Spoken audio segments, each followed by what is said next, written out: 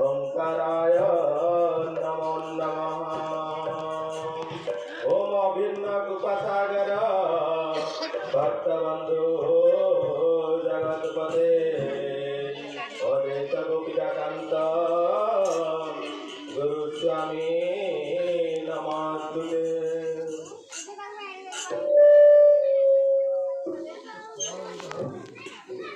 श्री कृष्ण गोविंद हरे मुरारे हे नाथ नारायण वासुदेव। श्री कृष्ण गोविंद हरे मुरारे हे नाथ नारायण वासुदेव।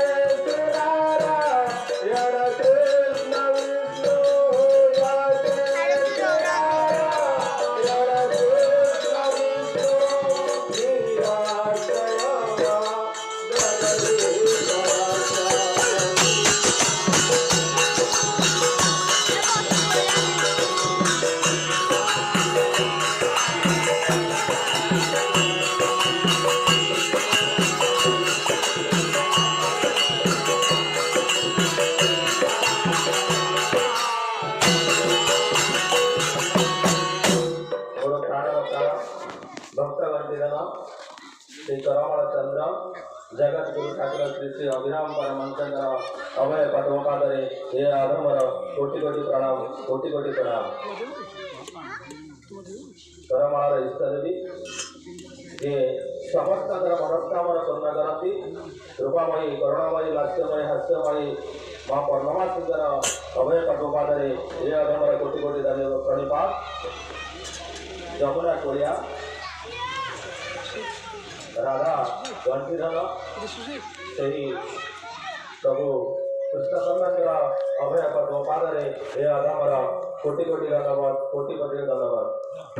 समस्त साधु संत आश्रम आचार्य महोदय तथा समस्त भगवत पिपासु समस्त हृदय जो अविराम गति खेल कर प्राणाभिराम को मोर अनंत कोटि प्रणाम। कथा जे माघ मासरे आपण मानकर सबुबले माघ मासरे कुंभ मेला पड़े। आपण माने जानिछन माघ मासरे कुंभ मेला पड़े। से माघ मासरे जो कुंभ मेला पड़े कहीं केते दूर केते भक्त जे आसंती से कोन केबे जानि थाए जे सेठी हम पाई गोटे घर थिबो कोडे खाइबो कोडे रहिबो कोडे गाधेबो कोन करिबो ता पाई कहार बेटा किछ चिंता नाही केवल गोटिए लक्ष्य थाए कुंभ मेला रे हमें केमि जाई कि पहुंची से कुंभ मेला कथा छाड़ू ओडिशा कथा यदि आम चाहिए आमर इष्ट दिए जगतार नाम जगन्नाथ रथयात्रा प्रति कथा चिंता करवा लक्ष लक्ष भक्त कौन पाई जाती रथयात्रा केवल गोटे पाई जाती आम टे रथरे क्या देखी जगह को टे रथरे देखी रथरे बसी देखिले मोक्ष पाई केवे कहीं भाविनी जे आम एते गहरी पेला पेला कौटी रही केमी खाइबू कोड़े जाणु कौन करू से कथा चिंता नहीं गोटे लक्ष्य थाए कौन जगह को देखू केते विराट आम देखुचे निज अनुभव करुचे तथापि मन चाहूँ कौन जगह को देखिया ठीक से ही भली आम गाँव आम जाइलु करमला लक्ष्य थिला करमला देखिया सेठी आम जाइछु आम भाविनु ये बस नुह जे गामुछा पकईले सीटे रही आम करमला को जाइलु प्रसाद पाइबा बाबा को फोन करू बाबा आम जाऊँ 50 टके ना 10 किलो चाउल पड़े आप 1000 लोक खाइबा को देवे केमी खाया देवे 10 किलो चाउल 1000 लोक खाया देवे केमी देवे अन्नपूर्णा मंत्र साधन करते मो ठाकुर से अन्नपूर्णा साधन करना कोई मंत्र शस्त्र जानी ना से सरल सूत्र दे ठाकुर विषय कहले किसी सरबनी कहीं जेते कहूथिले दासरी बादुड़ा सिंदूर के राखी तारे चूला बड़ा सिंदूर के राखी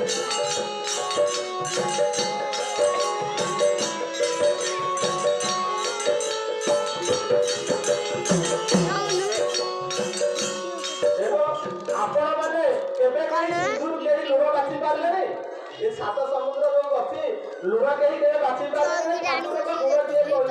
पारे ना ये कथा को आम कहूना आमर पूर्वर गोटे कथा अच्छी 7 थर जीव गंगा 1 थर जीव चंद्र भागा मुह पड़ी रंगा मु कह 7 थर जीव गंगा थरे जीव चंद्र भागा मुह पड़ी रंगा तेणु आपण मैंने थरे कहीं जाती से करमला को से ठाकुर को ये दर्शन करने तेरे आपण मैंने से गोटे लक्ष्य जीवे कहीं आम जाइए कष्ट करमला जदि आम अष्टादश पुराण भागवत वेद वेदांत उपनिषद एते दिना परे भी कौन से ठाकुर महिमा अच्छी जे सही समय साधु संत मैंने चली चली जाई ठाकुर कड़ी भागवत प्रचार प्रचार करुले कौन थिला से ठाकुर महिमा केते केते दूर से ठाकुर चाहिए आपण निकट में भुवनेश्वर खंडगिरी जन्म ग्रहण कर कटकर बादाम बाड़ी खाई जमी समस्त जाए ना ठाकुर मोर लिखि देते तुम्हें यदि अगम्य नरहंत समस्ते गमी देखते तो सी एमती जगह अच्छी तुम्हें यदि अगम्य नरहंत समस्ते गमी देखते तो से गमनागमन जदि बा सुविधा नाला आज जमी गमनागमन अच्छी से गमनागमन नाला चाहिए ठाकुर आपण सुविधा ए खंडगिरी लीलाखेला करें कहीं ठाकुर लिखिं तुम्हें जब अगम्य नरहंत समस्ते गमी देखते खाली कहीदे हम ना से ठाकुर आमको जानी आमको परीक्षा करती सुख देने काले प्रभु जानी शुणी दुख देउच तुम दुख देवा प्रमाण करुच्ची प्रभु मते केते भल पाउच प्रभु मते केते भल पाउच ଆମକୁ ସେ କଷଟି ପଛରେ ମାପନ୍ତି, କେତେ ଦୁଃଖ ଦିଅନ୍ତି।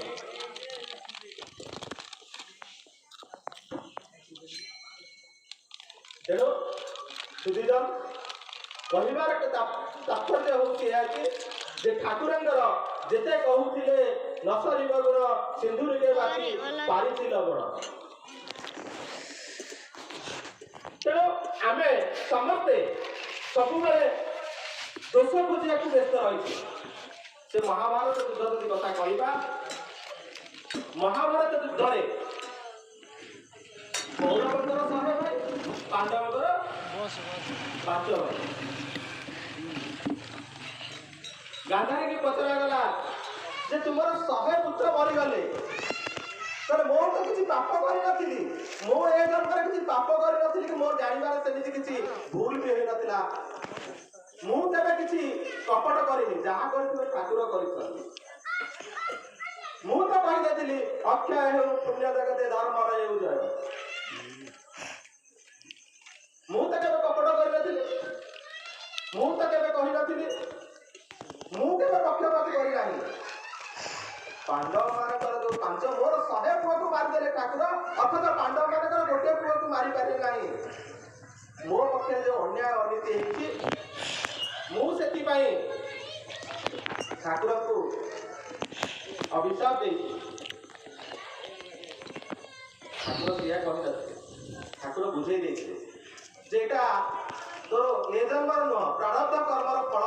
ପ୍ରାରବ୍ଧ କର୍ମର ଫଳ ଭୋଗିବାକୁ ହେଲେ ଯଦି ପ୍ରାରବ୍ଧ କର୍ମ ଦେଖିବା, ତାହେଲେ ଆମ ପୂର୍ବଜନ୍ମର କଥାକୁ ଯଦି ମନେ ପକେଇବା, ସେ ପୂର୍ବଜନ୍ମ କଥା ଯଦି ଭାବିବା, ନିଶ୍ଚିତ ଭାବରେ ଆମର ପ୍ରାରବ୍ଧର ସମସ୍ତ କର୍ମଫଳକୁ ଭୋଗିବାକୁ ପଡ଼ିବ।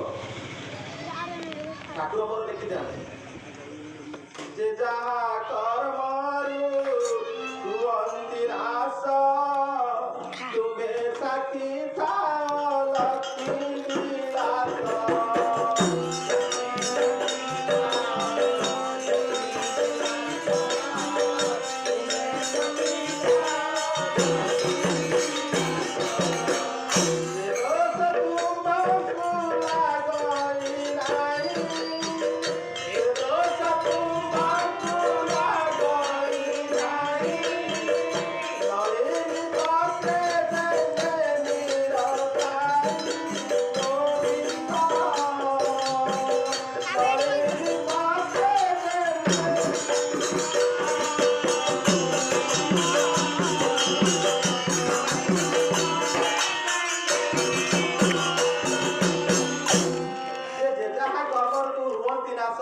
ତୁମେ ସାକ୍ଷୀ ଥାଅ ଲକ୍ଷ୍ମୀ। ସିଏ ତା ଯେଝା ଯାହା କର୍ମରୁ ସମସ୍ତେ ନାଶ ହେଇଥିଲେ, ଏଥିରେ ମୋର ଦୋଷ ନାହିଁ, ମୋର କିଛି ଦୋଷ ନାହିଁ।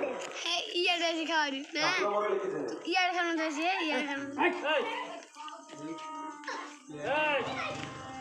ମୋର ଏଥିରେ କିଳେ ମାତ୍ର ଦୋଷ ନାହିଁ।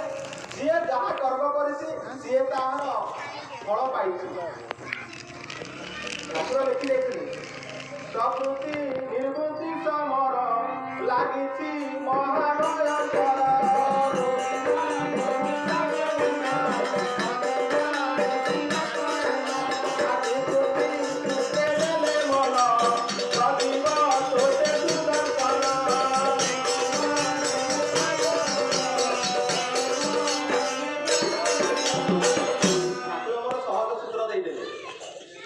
ପ୍ରକୃତି ନିବୃତ୍ତି ସମର ଲାଗିଛି ମହାଭୟଙ୍କର। ଏ ପ୍ରକୃତି ନିବୃତ୍ତି ଠାକୁର କହିଦେଲେ ଯେ ତୋର 100 ପୁଅ ମଲେ କେମିତି, କୋଉ ମାର୍ଗରେ ଯାଉଥିଲେ, ପ୍ରକୃତି ମାର୍ଗରେ ନିବୃତ୍ତି ମାର୍ଗରେ। ସେମାନେ କୌରବ 100 ପୁତ୍ର, କୌରବ 100 ଭାଇ ମାନେ ସେମାନେ ପ୍ରକୃତି ମାର୍ଗରେ ଯାଉଥିଲେ, ପାଣ୍ଡବ ମାନେ ନିବୃତ୍ତି ମାର୍ଗରେ ଯାଉଥିଲେ।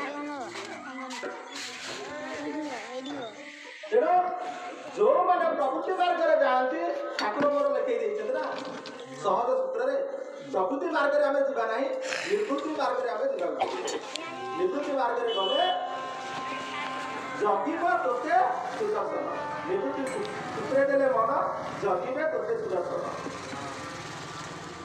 ସିଏ ନୁହେଁ, ଠାକୁର ମୋର ଆହୁରି ଲେଖିଛନ୍ତି ଯାହାର କର୍ମ ତାହାର ଫଳ ଖାଏ ନାଥ, ଅଭିରାମ ବାଇ କହଇ ବୁଝେ ନିମିତ ମାତ୍ର।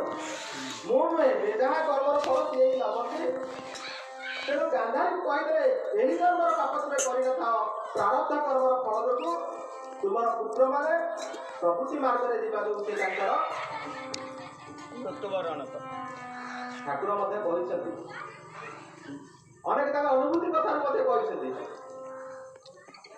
ବୃକ୍ଷ ମୂଳ ଯେ ନଦୀ କୂଳ କଟାଇ କେତେ କାଳ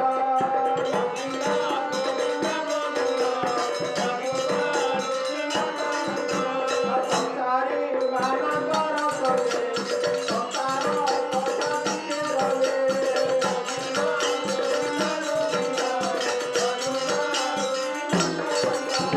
ସଂସାରୀ ସଙ୍ଗତରେ ରହି ସମୁଦ୍ରେ ଯାଉଥିଲି ବୁଲି, ସଂସାରୀ ସଙ୍ଗତରେ ପଡ଼ି ସମୁଦ୍ରେ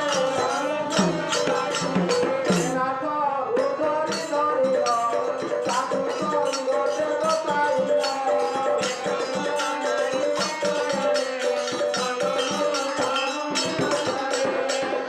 ମୁଁ ସାଧୁ ସଂଗ କଲି ଲୋକଟା ମୃତ ଦାନ କଲେ।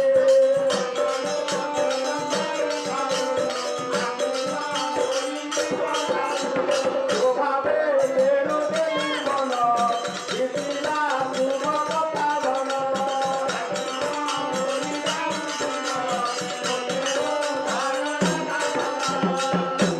କିନ୍ତୁ ସଂସାରୀ ସଙ୍ଗତରେ ରହି ସଂସାରରେ ଯାଉଥିଲି, ସଂସାର ସଙ୍ଗତରେ ପଡ଼ି ସମୁଦ୍ରରେ ଯାଉଥିଲି ବୋଲି ଆମେ ସଂସାରରେ ଯୋଉ ସମୁଦ୍ର ରୂପକରେ ରହିଛେ ସଂସାରୀ କଥାରେ ଆମେ ହିଁ ପଡ଼ିଛେ।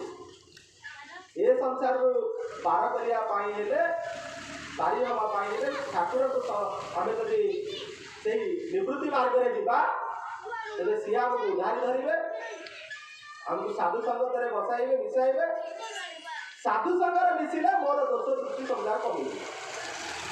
ଦୋଷ ଦୃଷ୍ଟି କମିଲେ କ'ଣ ହବ? ଆମକୁ ସମତା ଦେଖାଯିବ, ସମରସତା ସବୁଆଡ଼େ ସମସ୍ତେ ଦେଖାଯିବ। ଏସବୁ ଆମେ ଯଦି କରିବା ସବୁ ଆମ ଇଚ୍ଛାର କଥା, ଆମେ ଠାକୁରଙ୍କ ପାଖକୁ କାହିଁକି ଯିବୁ, କ'ଣ କରିବୁ? ଆପଣମାନଙ୍କ ଇଚ୍ଛାର କଥା, ମୋ ଇଚ୍ଛାର ମାଲିକ ମୁଁ ଯେମିତି ନା, ଆମ ଇଚ୍ଛାରେ କିଛି ହଉନାହିଁ। ଆମେ ଯଦି କହିବା ସବୁ ଆମ ଇଚ୍ଛାରେ ହଉଛି, ଦେଖି ଆପଣଙ୍କ ଇଚ୍ଛାରେ ଅଛି ଆପଣ କାନ୍ଦିଦେଲେ, ଠାକୁର ମୋର ଲେଖିଥିବେ, କାନ୍ଦିବାର ଇଚ୍ଛା ଥିଲେ କାନ୍ଦିଲ ପାରଇ, ହସିବାକୁ ଇଚ୍ଛା କଲେ ହସିଲ ପାରଇ।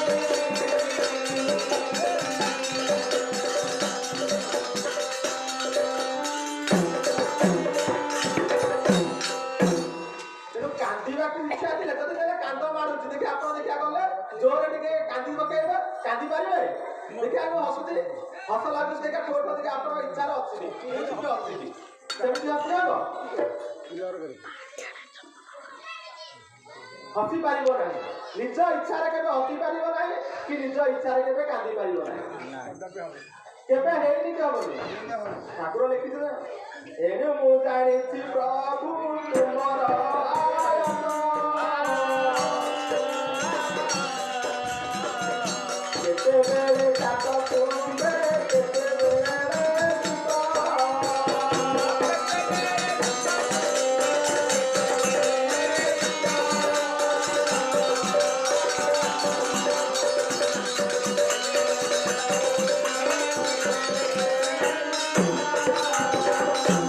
ଏଣୁ ମୁଁ ଜାଣୁଛି ସବୁ ତୁମ୍ଭରି ଆୟତ, କେତେବେଳେ ତାତ ତୁମ୍ଭେ କେତେବେଳେ ସୁତ। ତେଣୁ ମୁଁ ଜାଣିଛି ପ୍ରଭୁ ଏ ସବୁ ତୁମର ଆୟତ, ମୋର ଆୟତରେ କିଛି ନାହିଁ, ମୋ ଇଚ୍ଛାରେ କେବେ ହେଇନି। ଆପଣମାନେ ଯେତେ ଇଚ୍ଛା କରୁଛନ୍ତି କେବେ ହେଇନି କି ହବନି। ଆପଣ ଇଚ୍ଛା କରିବେ ପୁଅ ବାହାଘର କରିବା ପାଇଁ, ପୁଅ ବାହାଘର କରିପାରିବେ ନାହିଁ। 10ଟା ଗାଁ ବୁଲି ବୁଲି ଝିଅ ଦେଖି ଦେଖି ପଡ଼ିଶା ଘରେ ଝିଅ ଥିବ, ଘର ସାମ୍ନାରେ ଝିଅ ଥିବ, ସେଇଠି ଯାଇକି ଆପଣଙ୍କର ହବ। ଯେତେବେଳେ ସିଏ ଚାହିଁଛି ଆପଣମାନଙ୍କ ଇଚ୍ଛାରେ କିଛି ସବୁ। ଏଣୁ ମୁଁ ଜାଣୁଛି ସବୁ ତୁମରି ଆୟତ, କେତେବେଳେ ତାତ ତୁମେ କେତେବେଳେ ମାତ। ତେଣୁ ପ୍ରଭୁ ମୁଁ ଏବେ ବୁଝିଗଲି, ଏବେ ମୋର କିଛି ଆୟତ ନୁହଁ, ତୁମେ ମୋର ସବୁ, ତୁମେ ମୋର ଅଭୁଲା ସଙ୍ଗତ, ମୋର ଆଉ ଏ ଦୁନିଆରେ କେହି କିଛି ନାହିଁ। ମୁଁ ଜାଣିଲି ପ୍ରଭୁ ଏ ଦୁନିଆଟା ସବୁ ମିଛ, ଆପଣ ମୋର ଅଭୁଲା ସଙ୍ଗତ। ଠାକୁର ଲେଖିଥିଲେ, ଅଭୁଲା ସଙ୍ଗତ ମୋର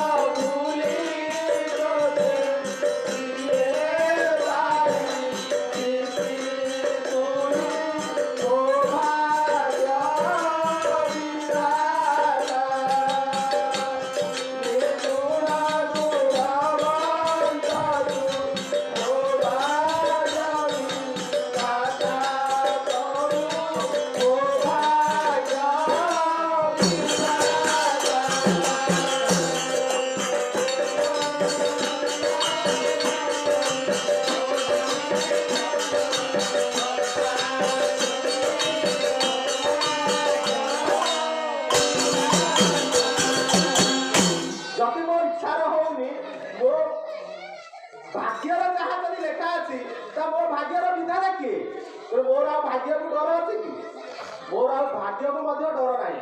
କାହିଁକି ଡର ନାହିଁ? ନା ମୋ ଭାଗ୍ୟ ବିଧାତା କିଏ? ଆପଣ ହେଲେ ମୋ ଭାଗ୍ୟ ବିଧାତା।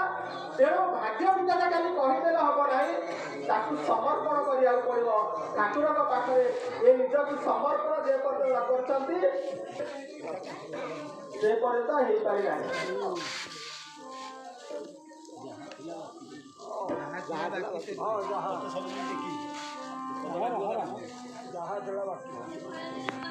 ତେଣୁ ଆପଣ ମାନେ ମୁଁ ଯାହା ସବୁ ସମର୍ପଣ କରୁଛି, ଯେ ପର୍ଯ୍ୟନ୍ତ ଆପଣ ସମର୍ପଣ କରି ଶିଖି ନାହାନ୍ତି ସେ ପର୍ଯ୍ୟନ୍ତ ଆପଣ ଯେତେ ମନ୍ଦିର ନିଅନ୍ତୁ, ଯେତେ ତନ୍ତ୍ର, ଯେତେ ଭକ୍ତି ଯାଆନ୍ତୁ, ଯେତେ ପ୍ରାର୍ଥନା କରନ୍ତୁ, କିଛି ହେବ ନାହିଁ। ମୋର ଆଉ ଶତ୍ରୁ ମିତ୍ର କେହି ନାହିଁ। ଆପଣ ଯଦି ମୋର ଭାଗ୍ୟ ବିଧାତା, ମୋର ଆଉ ଶତ୍ରୁ ମିତ୍ର କେହି ନାହିଁ।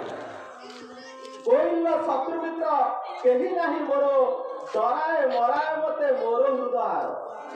ଠାକୁର କୋଇଲି ଶିଖାରେ ଲେଖିଛନ୍ତି, କୋଇଲିର ଶତ୍ରୁ ମିତ୍ର କେହି ନାହିଁ ମୋର, ଡରାଏ ମରାଏ ମତେ ମୋର ହୃଦୟ।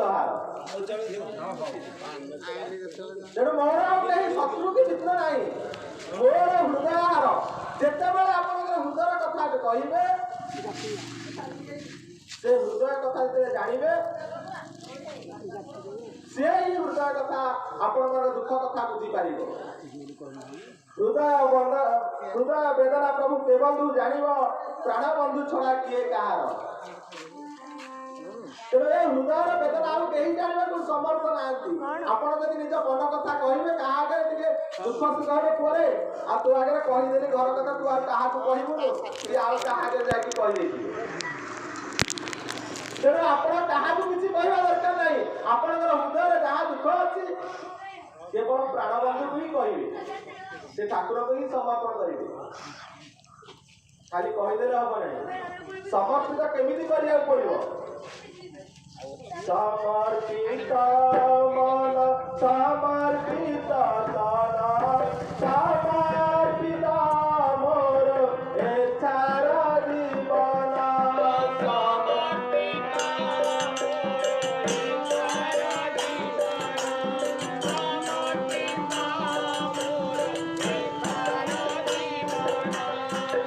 समर्पित मन समर्पित तन समर्पित मोर इच्छार जीवन रूपा मयग दुर्भ पाद तले समर्पित मोर श्रद्धार सुमन।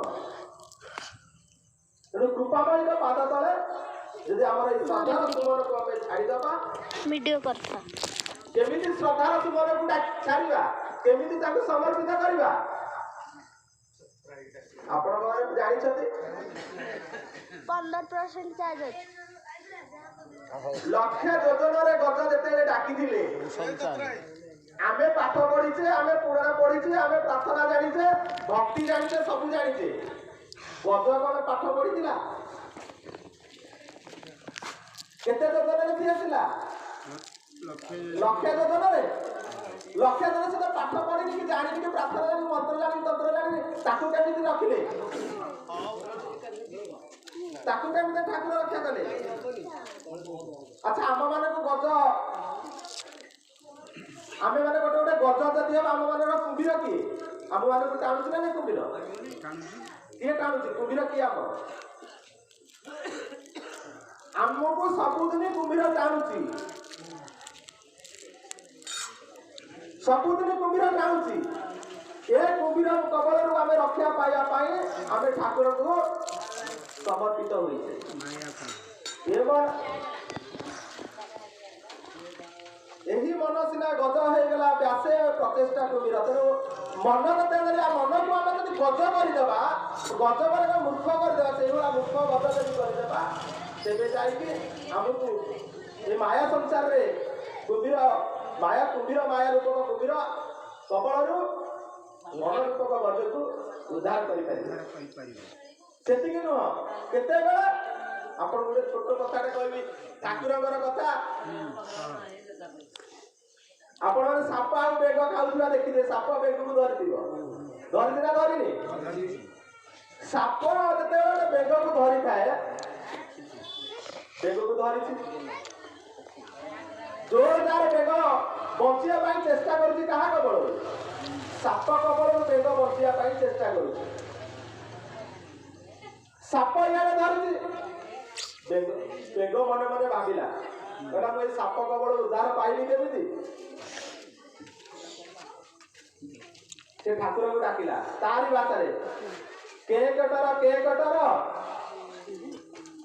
ସାପ କବଳରୁ ରକ୍ଷା କର। ବେଗ ଡାକୁଛି, କେ କଟର ସାପ କବଳରୁ ମତେ ରକ୍ଷା କର। ସାପ ମନେ ମନେ ଭାବିଦେଲା ଆରେ ସେଥର ସିନା କୁମ୍ଭୀର ଡାକି ନଥିଲା ବୋଲି ଠାକୁରଙ୍କୁ ଗଛକୁ ଉଦ୍ଧାର କରିଦେଲେ, ତ ମୁଁ ବି ଯାଉଛି ଠାକୁରଙ୍କୁ ଡାକିବି। ଏ ବେଗ କଣ ଠାକୁରଙ୍କୁ ଡାକିଲାଣି, ମୁଁ ବି ଯାଉଛି ଠାକୁରଙ୍କୁ ଡାକିବି। ସାପ ବି ଡାକିଲା। ଋଷିକେଶ ପିତ୍ତବାସ 3 ଦିନ ହେଲା ଉପବାସ। ଋଷିକେଶ ପିତ୍ତବାସ 3 ଦିନ ହେଲା ଉପବାସ।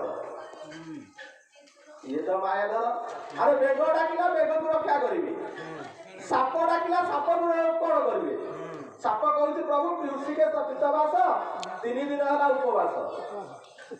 ବେଗ କହୁଛି କେ କଟର ସାପ କବଳରୁ ରକ୍ଷା କର। ଇଏ ମାୟା। ତେଣୁ ଠାକୁର ୟା ଭିତରେ ପଶିଲେ, ବେଗ ଭିତରେ ପଶିଲେ, ବେଗ ଭିତରେ ଚେତନା ଦେଲେ। ବେଗକୁ କହିଲେ ରେ ବେଗ ତୁ ଯୋଉ କେ କଟର ହଉଛୁ, ତୁ ଟିକେ ଧୀର ସ୍ଥିର ପଡିଯା।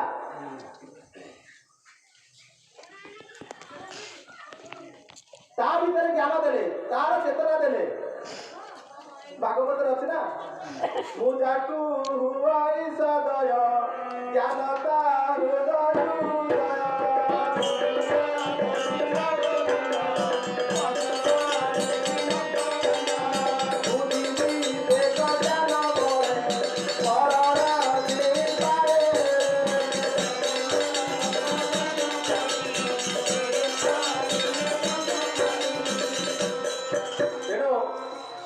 ବେଗ ଭିତରେ ଠାକୁର ବସିକି ଚେତନା ଦେଲେ।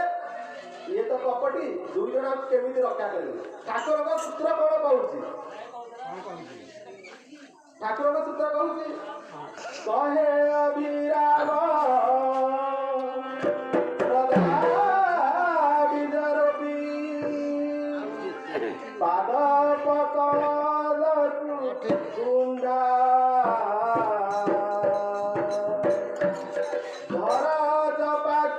নুহে পাকু পাকু ধরার পাকু নুহ পাকু পাকু যেতনে তালাই মানক যাবতে বড় কথা।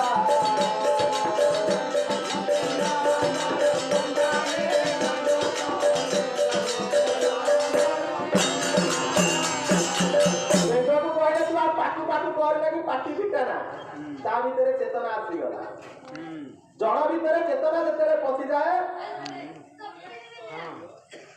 ତେଣୁ ତାକୁ କହିଲେ ତୁ ଆଉ ପାକୁ ପାକୁ କର ନା, ତୁ ଚୁପଚାପ ପଡିଯା।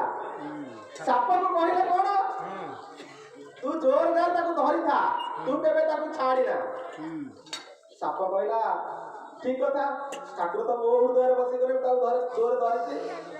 ବେଗକୁ କହିଲେ ତୁ ଆଉ ପାକୁ ପାକୁ ହନା, ଯେତେବେଳେ ଆଉ ତୁ ରଡ଼ି ଦେ ନା କି କିଛି କହନା, ତୁ ଚୁପଚାପ ରହିଯା।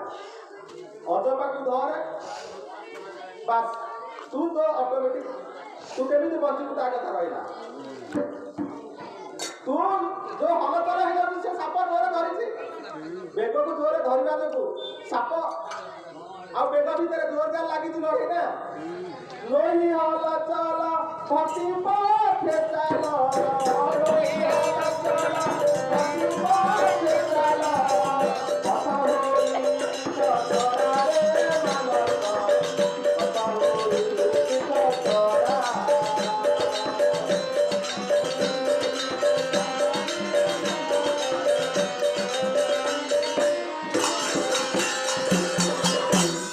ତେଣୁ ତୁ ଆଉ ହଲଚଲ ନ ହେଇକି ଚୁପଚାପ ରହିଯା। ଯେତେବେଳେ ବେଗର ହୃଦୟରେ ପ୍ରେରଣା ଆସିଲା ଯେ ନା ମୁଁ ଆଉ ହଲଚଲ ହେବିନି, ଅଜପାରେ ପୁରା ଚୁପଚାପ ରହିଗଲା। ସାପକୁ ପ୍ରେରଣା ଦେଇଥିଲେ ତୁ କଦାପି ଛାଡ଼ିବୁ ନାହିଁ, ସାପ ବି ଛାଡ଼ିଲା ନାହିଁ।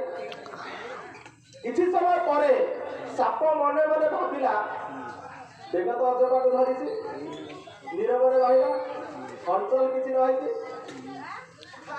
ସାପ ଭାବିଲା ବୋଧେ ବେଗ ମରିଗଲା, କାହିଁକି ଜୋରଦାର ଭିଡ଼ା ଟଣା ହଉଥିଲେ ନା। ସାପ ମନେ ମନେ କହିଲା ଏଥର ଆରାମସେ ବହୁତ ଜୋରେ ହାଲିଆ ହେଇଯାଇଛି, ଆଉ ଟିକେ ଥର ଆରାମସେ ଖାଇବି କହିକି ପାଟିଟାକୁ ଟିକେ ମେଲା କରିଦେଲା। ମାରଲା ଡିଆ ବେଗ, ଯୋଉ ପାତ୍ରେ ଆଁ କରିକି ଛାଡ଼ି ଦେଇଛି ବେଗ ଡିଆ ମାରିକି ଚାଲିକି ପଳେଇଲା। ଏଇଠି ଆମେ ଜାଣିବା ଦରକାର ଯେ ଯେତେବେଳେ ଠାକୁର ତାକୁ ଯେତେବେଳେ ଚେତନା ଦେଲେ, ତା ହୃଦୟରେ ଚେତନା ଦେଲେ ଯେ ତୁ ନିବୃତ୍ତି ମାର୍ଗରେ ରହିଲେ ଯାଇକି ତୋ ଭିତରେ ଚେତନା ଆସିବ। ଠାକୁରଙ୍କ ବାଣୀ ଆମେ ଯଦି ସାଧୁ ଶାସ୍ତ୍ର ଗୁରୁ ବାକ୍ୟ ହୃଦୟ କରିବ ଐକ୍ୟ। ସାଧୁ ଶାସ୍ତ୍ର ଗୁରୁ ବାକ୍ୟ, ଗୁରୁଙ୍କର ବାକ୍ୟକୁ ଆପଣ ମାନେ କେତେ ମାନୁଛନ୍ତି? ହୃଦୟ କରିବ ଐକ୍ୟ। ତେଣୁ ସାଧୁଙ୍କର ଶାସ୍ତ୍ର ସତ୍ସଙ୍ଗରେ ଯୋଉ ଶିକ୍ଷା ମିଳୁଛି, ସାଧୁ ସଙ୍ଗରେ ଯୋଉ ଲାଭ ମିଳୁଛି ସେଥିରେ ଦେବ କଣ? ସାଧୁ ସଙ୍ଗରେ ବେଗର ଭିତରେ ଯେବେ ପ୍ରେରଣା ଆସିଲା କି ନାହିଁ ମୁଁ ଆଉ ହଲଚଲ ହେବିନି, ମୁଁ ଅଜପାରେ ଯିବି, ଠିକ ସେଇଭଳିଆ କୋଉଟା ସାଧୁ ବାକ୍ୟ କୋଉଟା ଗୁରୁ ବାକ୍ୟ ଆମେ ଜାଣିବା କେମିତି?